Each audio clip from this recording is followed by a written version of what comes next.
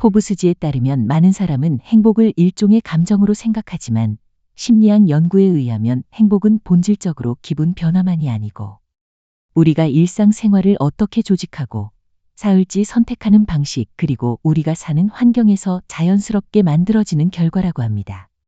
이러한 습관들은 단순한 일시적 휴식이 아니라 시간이 지남에 따라 복리처럼 쌓이는 진정한 행복을 달성하는 강력한 열쇠이며 연구자들은 이를 강력한 열쇠로 추천한다고 합니다.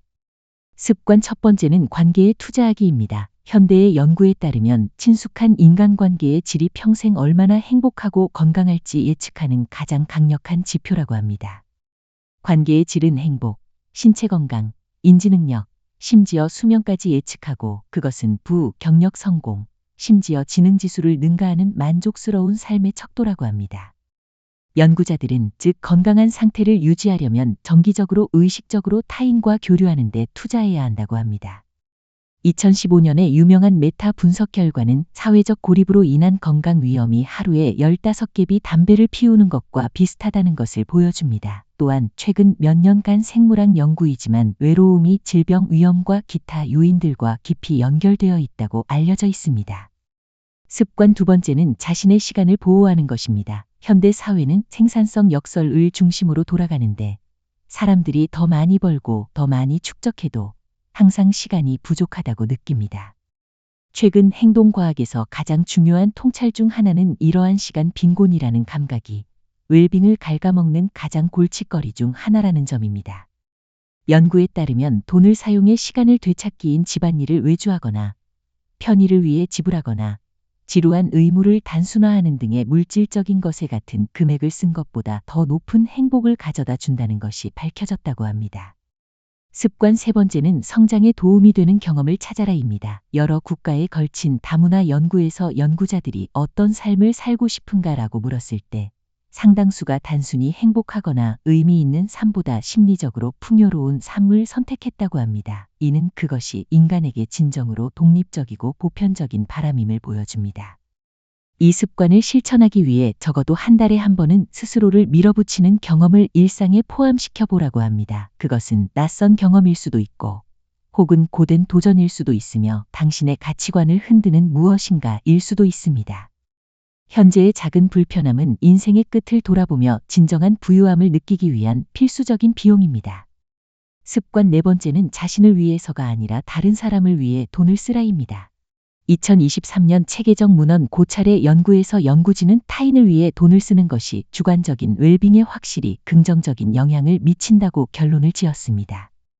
이 효과는 소득 수준, 문화적 배경 또는 직접 기부, 자원봉사 시간 등 기부 방식에 관계없이 일관되게 인식되었습니다.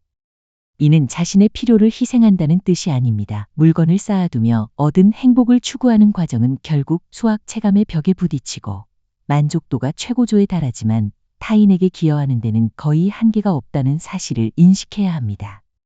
따라서 이 기회를 이용해 돈, 시간, 관계 등 어떤 형태로든 주는 습관을 들이세요. 작은 행복조차도 계속함으로써 궁극적으로 당신의 행복을 크게 높일 수 있다고 합니다.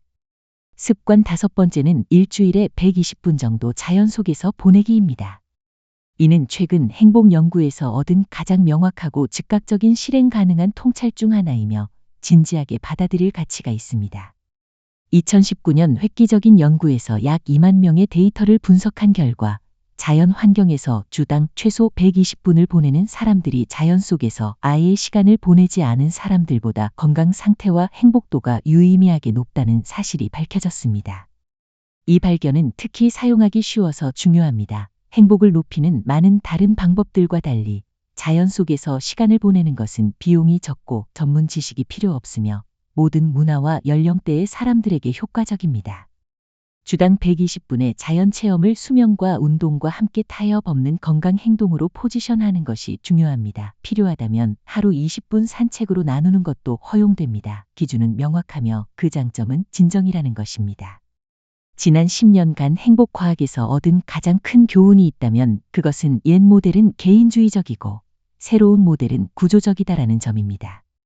과거에는 행복이 오직 올바른 마음가짐, 적절한 결과를 얻고 쾌적함을 느끼는 것만으로 오직 자신 안에서 달성되고 최적화된다고 여겨졌지만 최신 과학이 묘사하는 현실은 다릅니다. 웰빙은 단일 시스템에서 시작되는데 강한 관계, 시간에 따른 자율성, 풍부한 경험, 타인에 대한 기여, 그리고 자연과의 정기적인 접촉, 이들이 엮인 생태계가 바로 행복을 만들어낸다고 합니다. 감사합니다.